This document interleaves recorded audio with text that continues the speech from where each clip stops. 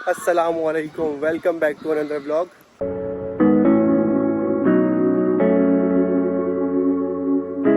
अच्छा, इस व्लॉग में मैं आप लोगों को बताऊंगा कि कैसे मैंने अपनी अम्मी का विज़िट वीज़ा अप्लाई किया। तो काफ़ी ज़्यादा लोग मुझसे पूछ रहे थे कि किस तरह अप्लाई किया, हमें भी बताओ। तो मैंने यही सोचा था कि नेक्स्ट व्लॉग जो होगा मैं इसी पे बनाऊंगा। तो इस व्लॉग में मैं आप लोगों को कंप्लीट डिटेल बताऊंगा कि किस तरह मैंने अप्लाई किया, आप लोग किस तरह अप्लाई कर सकते हैं, क्या क्या डॉक्यूमेंट्स चाहिए होते हैं, फाइनेंशियल रिक्वायरमेंट्स क्या क्या है। तो इस वीडियो को एंड तक देखिएगा। सबसे पहले तो स्टार्ट करते हैं फाइनेंशियल डॉक्यूमेंट्स, सही है। तो फाइनेंशियल डॉक्यूमेंट्स क्या क्या चाहिए। तो फाइनेंशियल डॉक्यूमेंट्स में सबसे पहले अगर आप अपनी मदर को बुला रहे हैं या अपने फादर को बुला रहे हैं तो उनकी बैंक स्टेटमेंट चाहिए, ठीक है। बैंक स्टेटमेंट जो होगी वो लास्ट 3 मंथ की होगी और स्टेटमेंट उनकी ऐसी होनी चाहिए कि उसमें कैश पड़े हुए हों, ठीक है। तो जितने टाइम के लिए भी आप बुला रहे हैं, लेट सपोज़ अगर आप 1 मंथ के लिए बुला रहे हैं तो वो उस हिसाब से होनी चाहिए। अगर आप 7 डेज़ के लिए बुला रहे हैं तो वो 7 डेज़ के हिसाब से होनी चाहिए। तो कोई भी फ़िक्स अमाउंट रिक्वायर्ड नहीं है, ठीक है। जो भी आपके पास पैसे हैं, जो भी आपके पास एसेट्स हैं, आपको शो करने हैं। आपने आपको ये शो करना है कि फाइनेंशियली आप बहुत ज़्यादा स्टेबल हैं। जो भी अप्लाई कर रहे हैं वीज़ा, आपके मदर कर रही हैं या फादर कर रहे हैं, उनकी बात कर रहा हूँ मैं, कि वो शो करें कि वो बहुत ज़्यादा फाइनेंशियली स्टेबल है, ठीक है। पहली चीज़ ये। दूसरी चीज़ ये करनी है, आप लोगों ने उनके स्ट्रॉन्ग कंट्री टाइज शो करने हैं कि वो अपनी कंट्री वापस आएंगे लाजमी।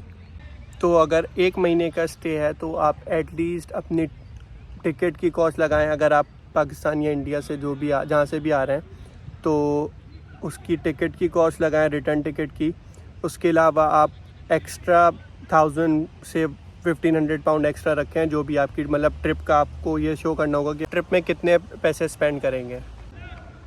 तो मदर की स्टेटमेंट के अलावा आप जो है अपनी स्टेटमेंट भी लगाएंगे लाजमी, ठीक है। अपनी स्टेटमेंट आपकी जो भी है 2000 pound, 3000 pound, 10,000 pound, 1 lakh pound, जितने भी हैं आपके पास, तो वो आपको अपनी स्टेटमेंट भी लगानी होगी कि यहाँ पर आने के बाद जो है मैं सपोर्ट करूँगा इनको, ठीक है।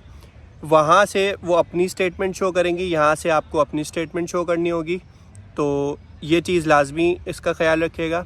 और अगर आपके अम्मा के पास या मदर के पास स्टेटमेंट नहीं है इतनी ज़्यादा, तो आप अपने फ़ादर की स्टेटमेंट शो कर सकते हैं। फ़ादर की स्टेटमेंट शो करने से ये होगा कि आपको मतलब उनका पूरा एक वो बनाना पड़ेगा, एफिडेविट, के अपने फ़ादर के बिहाफ पे कि मैं इसको सपोर्ट कर रहा हूँ इनके पूरे ट्रिप को। और एक अमाउंट जो है वो आप डेडिकेट कर देंगे, जितने भी हैं जैसे 4000 पाउंड, 5000 पाउंड, जो भी अमाउंट है आपके ट्रिप के लेंथ के हिसाब से, तो आप वो अमाउंट डेडिकेट करने के बाद वो एफिडेविट में लिख देंगे कि मैं ये अमाउंट डेडिकेट कर रहा हूँ इनको, और ये जो भी इनका ट्रिप का कॉस्ट होगा वो मैं बेयर करूँगा। अगर फादर के पास भी नहीं है, मदर के पास भी नहीं है, तो फिर आप सपोर्ट कर सकते हैं। आपके पास इनफ बजट होना चाहिए अपनी मदर को या फादर को सपोर्ट करने के लिए। और अगर आपके पास भी नहीं है तो फिर पैसे जमा करें और फिर उसके बाद ही अप्लाई करें, क्योंकि ज़ाहिर फिर नहीं हो सकता।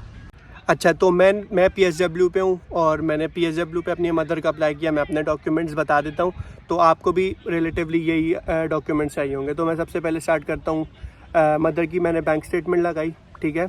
उसके बाद फिर मैंने अपने फादर की भी बैंक स्टेटमेंट लगाई, और फिर उसके बाद मैंने अपनी स्टेटमेंट लगाई, अपनी वाइफ की स्टेटमेंट लगाई। मैंने ये सब स्टेटमेंट इसलिए लगाई अपने केस को स्ट्रॉन्ग करने के लिए, कि मैंने वहाँ से ये शो किया कि मेरे फादर और मदर जो है उनका जॉइंट अकाउंट था। तो वो मैंने ये शो किया कि मदर और फादर दोनों वहाँ से अपना कॉस्ट बेयर कर रहे हैं। यहाँ पे आके जो है वो मैं और मेरी वाइफ उनका जो भी लिविंग एक्सपेंस है वो बेयर करेंगे। अच्छा, स्टेटमेंट के बाद फिर आपके सारे डॉक्यूमेंट्स मैं बता दूँ। आपका BRP लगेगा, अगर आपका हाउस है आपका टेनेंसी एग्रीमेंट लगेगा। उसके बाद आपका काउंसिल टैक्स अगर आप देते हैं तो काउंसिल टैक्स लगाएं। अच्छा, ये सारे जो हैं ये एडिशनल डॉक्यूमेंट्स हैं, ये ज़रूरी नहीं होते, लेकिन बस इससे ये होता है कि आपका केस स्ट्रॉन्ग हो जाता है। तो अपनी बैंक स्टेटमेंट के बाद आप जॉब लेटर लगाएंगे, अपनी 3 महीने की पे स्लिप्स लगाएंगे। तो बैंक स्टेटमेंट भी मैंने 3 महीने की लगाई थी अपनी और वाइफ की, और जॉब लेटर लगाया, 3 महीने की पे स्लिप लगाई अपनी भी वाइफ की भी। उसके अलावा मैंने अपना फैमिली रजिस्ट्रेशन सर्टिफिकेट दिखाया, ज़रूरी नहीं था लेकिन मैंने एडिशनल डॉक्यूमेंट्स में दिखाया। ये बैंक स्टेटमेंट मेरी जो अम्मी की थी वो मैंने बैंक में कैश भी दिखाई है और सेविंग सर्टिफिकेट भी दिखाएं। तो काफ़ी ज़्यादा लोगों को ये भी कन्फ्यूजन है कि सेविंग सर्टिफिकेट एक्सेप्ट नहीं होते। 100% एक्सेप्ट होते हैं अगर वो रिडीमेबल हो एट एनी टाइम, मतलब आप उनको कैश करवा सकते हो तो वो बिल्कुल एक्सेप्टेबल हैं, ठीक है। अगर तो ऐसा है कि फ़िक्स टर्म पे है कि वो आफ्टर 10 ईयर्स ही रिडीमेबल है, तो फिर आपका मतलब वो एक्सेप्टेबल नहीं होते। अच्छा, कॉस्ट जो टोटल आएगी आपकी वो आएगी वीज़ा फ़ीस जो कि £100 है। उसके अलावा मैंने प्रीमियम लॉन्च की फ़ीस दी थी, तकरीबन £33 थी वो, पाकिस्तानी 10,000 रुपये बनते हैं। और उसके अलावा बस टिकट की कॉस्ट होगी आपकी, और एडिशनल अगर आप कोई अपने डॉक्यूमेंट्स के एक्सपेंसेस लगा लें तो वो एक्स्ट्रा है, ठीक है। तो अगर आप स्टूडेंट हैं तो आप अपना सीधा यूनिवर्सिटी से लेटर लेंगे एक, ठीक है, जिसमें जो भी होगा, अगर आप कॉन्वोकेशन में बुला रहे हैं तो वो कॉन्वोकेशन के लिए लेटर देंगे, ठीक है।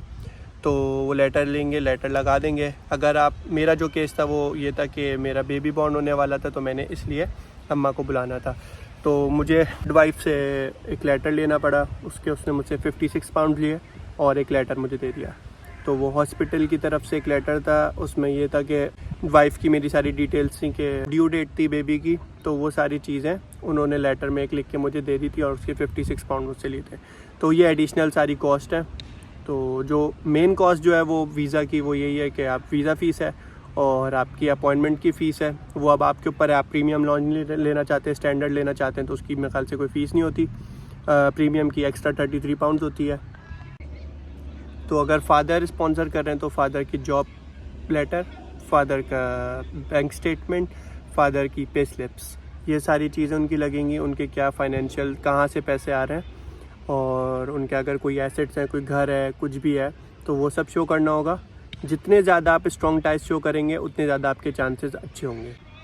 तो एक एडिशनल लेटर मैंने और लगाया जिसमें मैंने सब कुछ लिखा कि मैं कहाँ रहता हूँ। मैंने अपना होम एड्रेस, अपनी सारी डिटेल्स डाली उसके ऊपर, ठीक है, अपनी वाइफ की भी डाली, और ये लिखा कि इनके जो भी एक्सपेंसेस होंगे यूके आने के बाद वो मैं और मेरी वाइफ बेयर करेंगे। और एक इनविटेशन लेटर ये मेरी तरफ से था, और एक फ़ादर ने एफिडेविट लिखा था कि वो भी स्पॉन्सर कर रहे हैं उनके ट्रिप को।